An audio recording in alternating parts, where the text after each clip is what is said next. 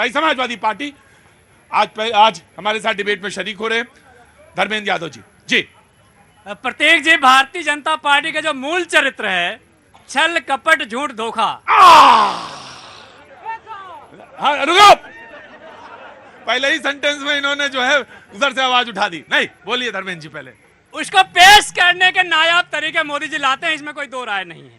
अब अपने झूठ को छुपाने के लिए जब भारतीय जनता पार्टी के नेता गांव में जाते हैं, किसान डंडा लेके पूछता है साहब मेरी आय दोगुनी नहीं हुई, खाद का रेट कैसे बढ़ गया, बीज का रेट कैसे बढ़ गया, पानी का रेट कैसे बढ़ गया, सिंचाई कैसे महंगी हुई, और जब मैं बिजली का बिल जमा करने जाता हूं तो 8,000 रुपए आता है और डंडा लेके भगा देता हूं उनको। इनको पता है गांव में जाएंगे डंडा खाएंगे, तो कलेक्टर साहब को लगाओ, एसएसपी को लगाओ, उनके पास तो पूरी फौज है, कौन उनसे पंगा लेगा। सुबह जाना है, दूध बेचने जाना है, सब्जी बेचने जाना है, दरोगा डंडा मारेगा तो आपको रुकना पड़ेगा। यह भारतीय जनता पार्टी यह भी बतवाए जिलाधिकारियों से कि आज इस देश की सीमा पर चाइना 46,000 वर्ग किलोमीटर घेर कर बैठा हुआ है, लेकिन 56 इंच की छाती सिकुड़ गई है। अरे देश की 1 इंच जमीन कीमती होती है, जिसके लिए हमारे नौजवान अपनी जान की बाजी लगा देते हैं। आपको जू नहीं रेंग रही है क्या? इस देश के कलेक्टर, एसएसपी, डीजीपी, आईजी ये बताएंगे कि इस देश की सीमाएं सुरक्षित नहीं है, अखबारों में सुरक्षा नहीं होती है। धर्मेंद्र यादव जी आज हमारे डिबेट में शरीक हो रहे हैं। जी मैं बिल्कुल दे रहा हूँ। जी बीजेपी।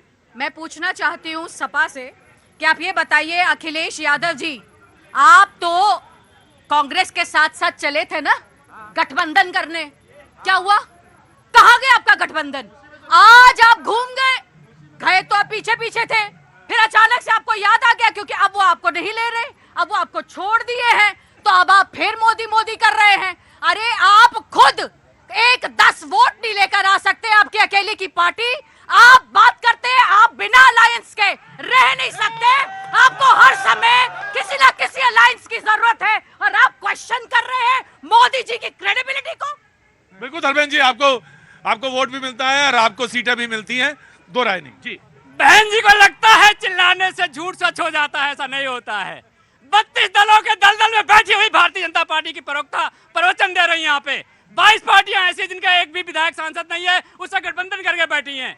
भारतीय जनता पार्टी आज उस दलदल में है, मैंने बताया जनता इनसे लड़ रही है। इनकी हैसियत नहीं है कि गांव में जाके वोट मांग सके, क्योंकि इन्होंने अग्निवीरों के साथ क्या किया। अग्निवीर शहीद हो रहा है, उसे कोई सम्मान नहीं मिलेगा, राजकीय सम्मान नहीं मिलेगा, पेंशन नहीं मिलेगा, उसके छोटे बच्चे कहाँ जाएंगे, उसकी पत्नी कहाँ जाएगी, उसका परिवार कहाँ जाएगा, उसको इन्होंने दूध में मक्खी की तरह बाहर कर दिया।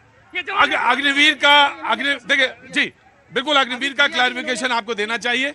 क्या इवेलुएमेंट्स को मिलने हैं, सरकार की तरफ से क्या प्राप्त होगा, वो जो ट्वीट है उसको बताइए। जी भैया जी, अभी इन्होंने प्रश्न उठाया भारतीय जनता पार्टी का, मूल चरित्र की बात आपने करी, तो मूल चरित्र भारतीय जनता पार्टी का है सबका साथ, सबका विकास, सबका प्रयास और सबका विश्वास लेकर के चलती है। आप इसी तरह का सॉन्ग रचने का प्रयास कर रहे थे और 26 पार्टियां, स्पेशल 26 पार्टियां बनी थी।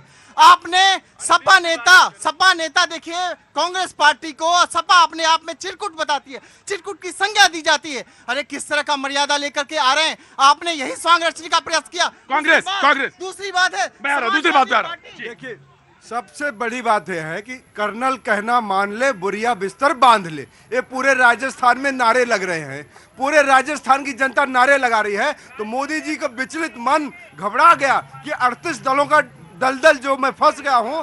भारत की शान जो सेना है उसको सेल्फी पॉइंट पे भेज दो, भारत की शान जो ब्यूरोक्रेसी है उसको गांव में रथ यात्रा में बैठा के भेज दो। मोदी जी की शायद इज्जत बच जाए। 6,000 करोड़ रुपए खर्चा करके पिछले 10 सालों में मोदी जी ने अपनी इज्जत ना बचा पाई, तो ये हमारे देश की शान ब्यूरोक्रेसी